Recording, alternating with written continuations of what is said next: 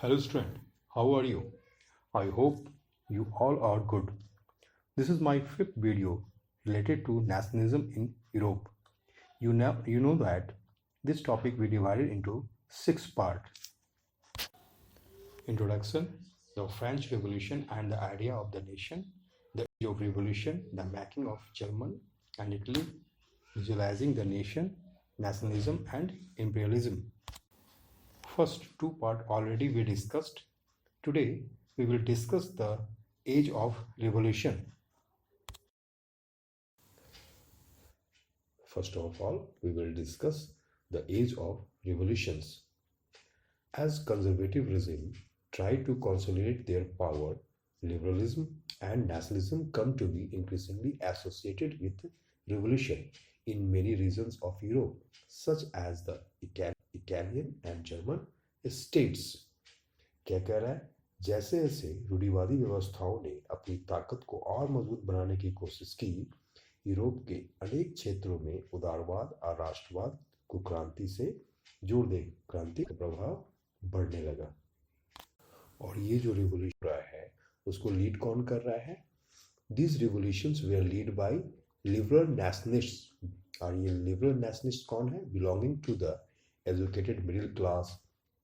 उसके बाद professors, school teachers, clerks and member of commercial middle class है। ये वो लोग हैं जो इस समय रिवॉल्यूशन में इम्पोर्टेंट रोल निभा रहे हैं। और इस विद्रोह की शुरुआत कहाँ से हुई? फ्रांस में। The first upheaval took place in France in July 1830। जुलाई 1830 में पहली बार रिवोल्ट फ्रांस से शुरुआत हुई और इसका धीरे धीरे एक्सटेंड पूरे यूरोप में हुआ। फ्रांस इम्पोर्टेंट क्यों है? इसके लिए बहुत अच्छा एक स्टेटमेंट मैटरनिक ने कहा था, जो दिया हुआ है आपके इस नोट्स में।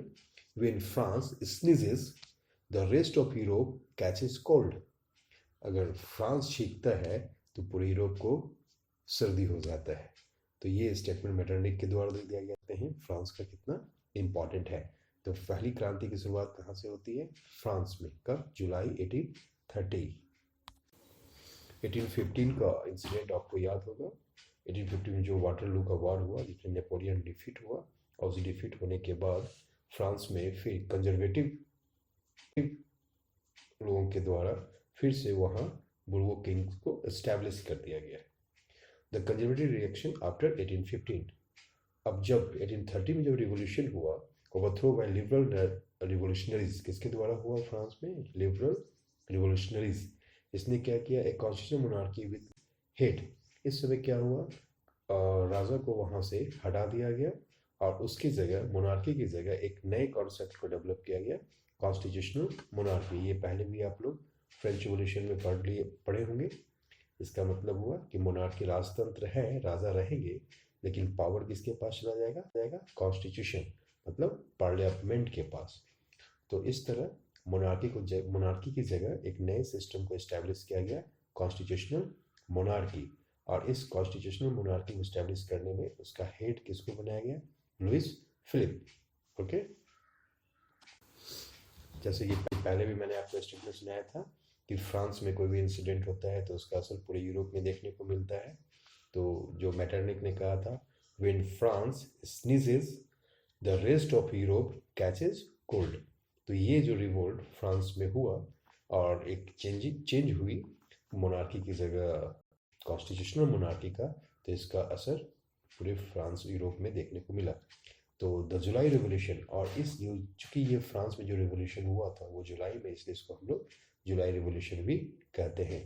तो ये July revolution spark and uprising in Brussels में फैला, जो बेल्जियम का पार्ट है। तो आपको याद होना चाहिए बेल्जियम जो है वो उस समय United Kingdom of the Netherlands का पार्ट था। तो इस रिवोल्ट के इफेक्ट ये पड़ा कि Belgium breaking away from the United Kingdom of the Netherlands. Netherland से वो लोग अपने आप को अलग कर लिया। ओके, मैप में आपको देखना है कि नीदरलैंड्स कहाँ है और बेल्जियम कहाँ है। Okay, the second important event was Greek war of independence,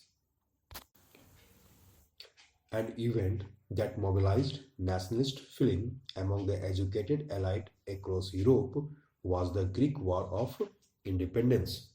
एक घटना जिसने पूरे यूरोप के शिक्षित वर्ग में राष्ट्रीय भावनाओं का संचार किया वह था यूनान का स्वतंत्रता संग्राम। Okay, Greece had been part of the Ottoman Empire since the 15th century. 15th century से ऑटोमन एम्पायर के अंडर में ग्रीस था। ये ऑटोमन एम्पायर की शुरुआत तुर्की से होती है। पूरे यूरोप के मेडिटेरियन एरिया जो है, मेडिटेरियन सी के आसपास के पूरे इलाका पे लगभग इनका कैप्चर था। तो आप देख सकते हैं 15th सेंचुरी से ही ऑटोमन एम्पायर के अंडर में ग्रीस था। Independent amongst the Greek which began in 1821. 1821 के समय ग्रीक फ्रीडम के लिए स्ट्रगल करना शुरू करता है। Nationalist in Greece got support from other Greeks. अब हम देखते हैं कि नेशनलिस्ट जो है ग्रीस से बाहर के लोग भी इसका सपोर्ट कर रहे हैं। बहुत इंपॉर्टेंट है, आखिर ग्रीस में आगे सपोर्ट क्यों कर रहे हैं? मतलब यूरोप, फ्रांस, जर्मनी के लोग ग्रीस में ऑटोमन एम्पायर से इंडिपेंडेंट होने के लिए उसका सपोर्ट क्यों कर रहे हैं? West European who had sympathies for ancient Greek culture. West European को सिंपैथी था किससे? ग्रीक के एंशिएंट कल्चर से।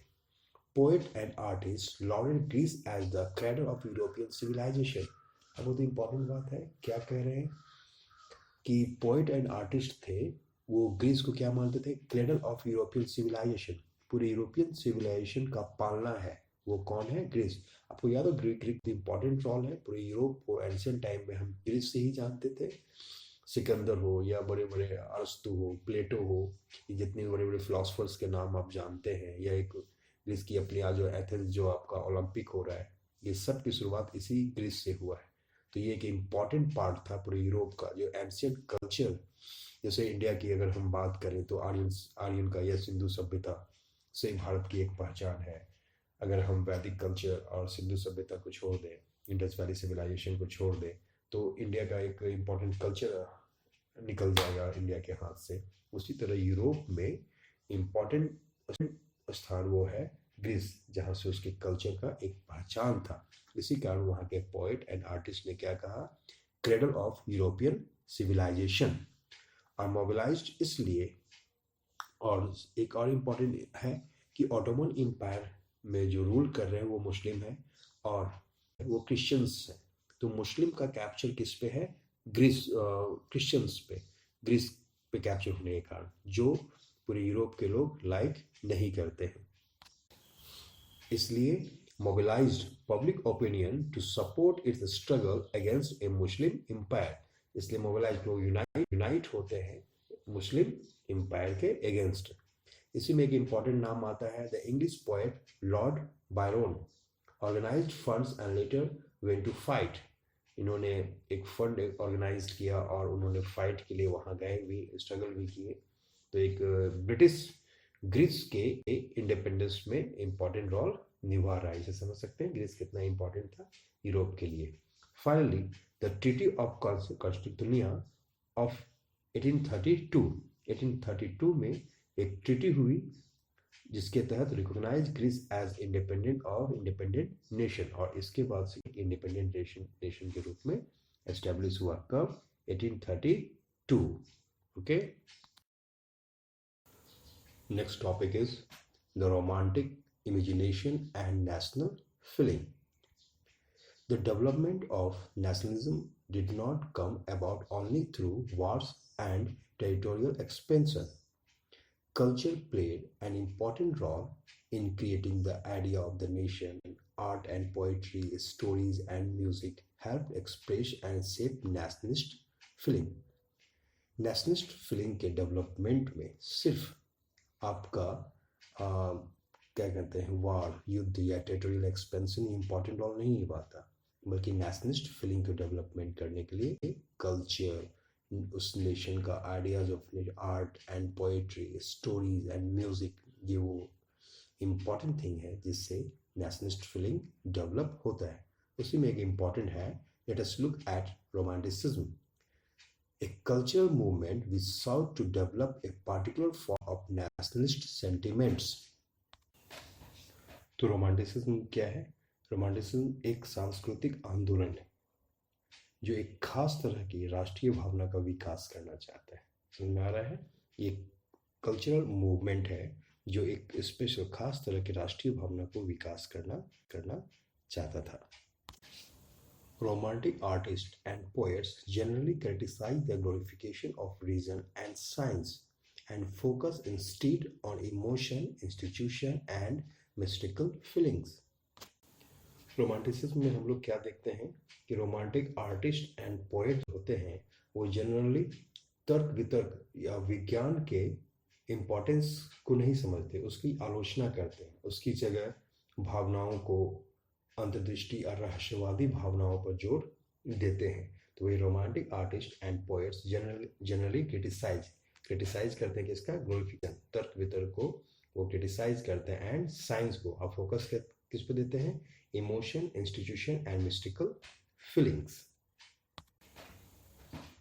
Next one, their effort was to create a sense of a shared collective heritage, a common culture past as the basis of a nation. तो वो लोग किस base पे नेशन को डेवलप करना चाहते थे? शेयर एक कलेक्टिव हेरिटेज, एक common culture and past. Common culture जो पास्ट है उसके बेस पे वो लोग अपना एक नेशन के रूप में डेवलप करना चाहते थे। इसी में एक जर्मन फिलोसफर है जिनका बिलीव था कि जो कल्चर है, जो जर्मन कल्चर है वो common people das Volk and Volksgeist के बीच है। तो क्या कह रहा है? German philosopher John Gottfried Herder claimed that true German culture was to be discovered among the common people, thus walk.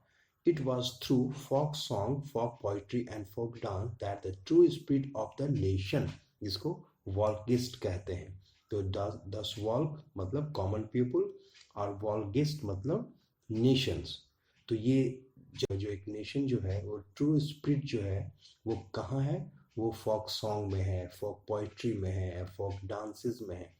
तो एक नेशन डेवलपमेंट होने के लिए ये सबका बहुत इम्पोर्टेंट रोल है। किसका? Folk song, folk poetry and folk dances, that the true spirit of the nation. Okay. और खासकर collective local folklore to spread nationalism even among illiterates. Illiterates जो है, जो अनपढ़ लोग हैं उनके बीच ये फॉकलोर आर्ट का इम्पोर्टेंट रोल है नेशनलिज्म को डेवलप। रोमांटिसिज्म में लैंग्वेज का भी बहुत इम्पोर्टेंट रोल है। जिस तरह फोक सॉन्ग ये सब का कल्चर का, म्यूज़िक का, ये सब का इम्पोर्टेंट रोल है, उसी तरह लैंग्वेज का भी बहुत इम्पोर्टेंट रोल है।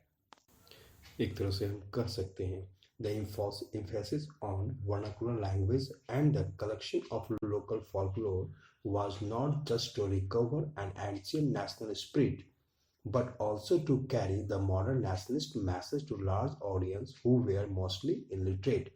मतलब vernacular language और collection of local folklore जो है वो सिर्फ ancient spirit को नहीं लाया, बल्कि nationalist जो था वो भी मॉडर्न जो चेंजिंग हो रहा है नेशनलिस्ट, उसको भी वो लोग इलिटरेट के बीच और इलिटरेट लोगों के सामने ये दोनों चीज़ लाया। मतलब एंशियंट का जो इम्पोर्टेंस चीज़ है, जो मॉडर्न कल्चर जो हमारे लिए इम्पोर्टेंट है, दोनों को वर्नाकुलर लैंग्वेज और लोकल फोकलोर के द्वारा लाया गया, इनके बीच, इलिटरेट लोगों के बीच। इसलिए कहा जाता है important role in developing nationalist sentiment. Nationalist sentiment को डेवलप करने में लैंग्वेज का बहुत इम्पोर्टेंट रोल है। उसी का एक इम्पोर्टेंट है पोलैंड, जहाँ के लैंग्वेज को कहते हैं पॉलिश लैंग्वेज, जो पोलैंड के लोगों के द्वारा बोला जाता है। Poland which had been partitioned at the end of the 18th century by the great power Russia, Persia and Austria, इनके बीच पोलैंड को बांट दिया गया था। Even though Poland no longer existed an independent territory, national feeling we kept alive through music and language. इन लोग के अपना कोई टेरिटरी नहीं था, तो इन लोग के बीच यूनाइट के लिए बस एक चीज़ था, वो था उनका लैंग्वेज, म्यूज़िक, यही सब। उसी में एक इम्पॉर्टेंट नाम आता है कैरल कर्मस्की का, कैरोल कर्पिंस्की।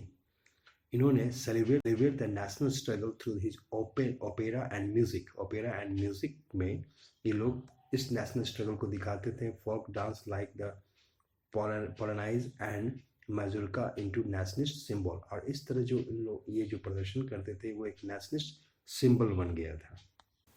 1831 में arm rebellion against Russian rule, और इसी कारण 1831 में इन्होंने रशियन रूल के अगेंस्ट रिबेलियन विद्रोह किया। The use of polish language symbol of the struggle against Russian dominance, और इस तरह यूज किया पॉलिश लैंग्वेज जो था वो क्या चीज़ का सिंबल बन गया था, symbol of the struggle against Russian. Next topic the hunger hardship and popular revolt. इसके पहले पॉइंट को डिस्कस करेंगे। The 1830s were year of great economic hardship in Europe. 1813 वो समय है जब ग्रेट इकोनॉमिक हार्डशिप यूरोप के लिए एक इकोनॉमिक प्रॉब्लम का समय था। 1813 इंक्रीज ऑफ पॉपुलेशन, हम जान रहे हैं इस समय पॉपुलेशन इंक्रीज कर रहा है पर जॉब की कमी हो रही है। Largest scale rural migration to cities, over crowd cities, large rural area में जो लोग रह रहे हैं वो माइग्रेट करके चले आ रहे हैं टाउन्स में, सिटीज़ में, जिससे ओवर क्राउडेड हो जा रहा है। स्टिफ कंपटीशन, बहुत अधिक कंपटीशन था। हैंडमेड गुड जो हाथ से बनाते थे, एंड मशीन मेड जो मशीन से बनाते थे, सस्ते मशीन से बनाए जाते थे। Peasant burden with feudal dues, इसके बावजूद पीजेंट की स्टेज में थी, उन्हें बर्डन उन्हें देना होता था क्या, फ्यूडल ड्यूज, इसको पीजेंट को। राइज ऑफ फूड प्राइस, वैसे समय में भी जब फूड का प्राइस बहुत तेजी से बढ़ रहा था, और साथ में फूड शॉर्टेज, फूड की भी कमी थी। पीजेंट एंड व्यूअर्स, इनके पास कोई ऑप्शन नहीं था एक रिवोल्ट का। आप लोग समझ रहे हैं, इसी इकोनॉमिक हार्डशिप के कारण, इकोनॉमिक बैड कंडीशन के कारण पीजेंट एंड व्यूअर्स को रिवोल्ट करना पड़ा। और इसी में फिर आते हैं हम लोग पेरिस में। The year 1848 was one such year. Paris में ही एक ऐसे सिचुएशन हम लोग देखते हैं क्या होता है। Food shortage and widespread unemployment brought the population of Paris out on the roads. Food shortage and बेरोजगारी के कारण वहाँ के लोग कहाँ, रोड पे आ गए। Louis Philippe was forced to flee, और ऐसे सिचुएशन में लुई फिलिप, जो आपको याद होगा कॉन्स्टिट्यूशनल मोनार्की जब इस्टेब्लिश की गई थी तो उसके लीडर लुइस फिलिप को बनाया गया था, वो वहाँ से भाग गया। फिर एक नेशनल असेंबली बुलाई गई जिसमें रिपब्लिक, कॉन्स्टिट्यूशनल मोनार्की को समाप्त कर दिया गया, उसकी जगह फ्रांस में रिपब्लिक को लाया गया। ओके, उसके बाद granted suffrage to all adult males about 21 and guaranteed the right to work. और रिपब्लिक लाने के बाद वहाँ पे ग्रांटेड सफरेज मतलब जितने भी मेल मेंबर हैं जिनकी उम्र 21 है और उससे ऊपर के हैं, उन्हें voting rights, right to work का अधिकार भी दिया गया। National workshop to provide employment were set up, और नेशनल वर्कशॉप प्रोवाइड किया गया एम्प्लॉयमेंट सेटअप करने के लिए, इस्टेब्लिश करने के, एक तरह से काम के अधिकार को गारंटी दिया गया। इससे पहले भी एक इंसिडेंट हुआ था 1825 में। Viewers in Silesia had lead A revolt against contractors, इन्होंने कॉन्ट्रैक्टर्स के अगेंस्ट एक रिवोल्ट किया गया था, जिसका पूरा चर्चा द जर्नलिस्ट विहलम वॉल्फ ने इस पूरे इंसिडेंट को इसका describe the event as a Silesian village as follow. Silesian village में जो हुआ उस पूरे इंसिडेंट को उन्होंने अपने पेपर के माध्यम से लोगों को बताया था। Last point 1848 the revolution of the liberals. Parallel to the revolts of the poor, unemployment, and starving peasants and workers in many European countries in the year 1848, a revolution led by the educated middle classes was underway. हम लोग देख रहे हैं 1848 में जब यूरोपीय देशों में गरीबी, बेरोजगारी और भुखमरी से ग्रस्त किसान मजदूर विद्रोह कर रहे थे, उसी समय पढ़े लिखे मध्य वर्ग भी एक क्रांति कर रहे थे। Revolution lead by the educated middle classes, और इसका रिजल्ट क्या हुआ, एब्डिकेशन ऑफ द मोनार्की को समाप्त कर दिया गया।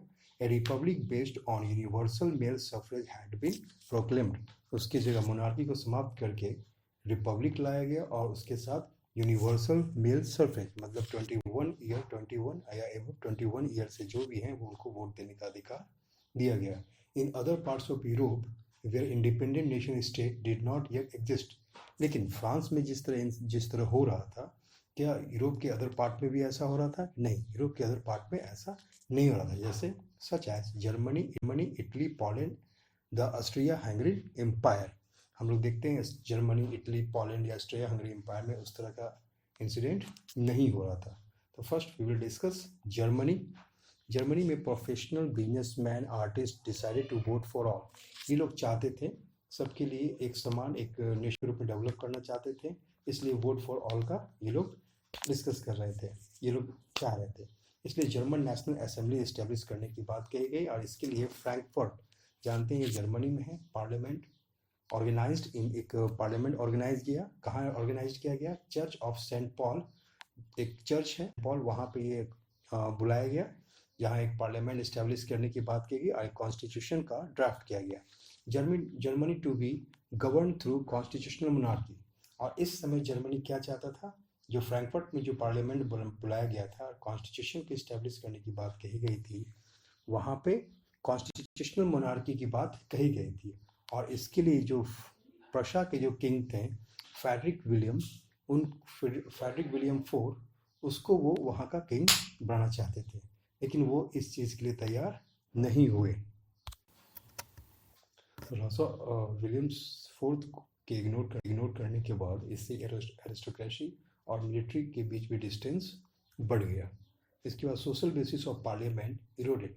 The parliament was dominated by middle classes. इसमें सोशल बेसिस भी जो था, सोशल पार्लियामेंट का जो सोशल बेसिस था, उसमें भी तो टूटता हुआ दिखता है। क्यों? क्योंकि पार्लियामेंट में जो प्रभाव था middle classes who resisted the demands of workers and artisan और वर्कर्स का जो डिमांड था वो मिडिल क्लास ने एक्सेप्ट नहीं किया, बल्कि उसको इग्नोर किया, जिसके चलते कॉन्सिक्वेंटली लॉस्ट देयर सपोर्ट, जिससे जो सपोर्ट था वो इन लोगों को नहीं मिला। In the in troops were called and the assembly was forced to disband. और जिसके चलते हम लोग क्या देखते हैं, चलते अंत में सैनिकों को बुलाया गया और असेंबली भंग कर दिया गया। इस तरह जो एक नेशनलिज्म की बात कही गई और इसको कोशिश की गई, लेकिन शुरू में सक्सेस नहीं हो पाया। The revolution of the liberals, इसमें एक और पॉइंट है, political rights to women was a controversial. इसमें हम क्या देखते हैं कि जो भी मूवमेंट हुआ उसमें वुमेन्स जो है एक्टिव पार्टिसिपेंट, इंपॉर्टेंट रोल निभाई, लेकिन women had form their on political association. उन्होंने अपना पॉलिटिकल एसोसिएशन बनाया, founded newspapers and taken part in political meeting and demonstration. ये सब करने के बावजूद despite this they were denied suffrage rights during the election of the assembly. Assembly में उन्हें वोट देने का राइट नहीं दिया गया। यहाँ तक कि when the Frankfurt Parliament convened in the Church of St. Paul, women were admitted only as observers to stand in the visitors gallery.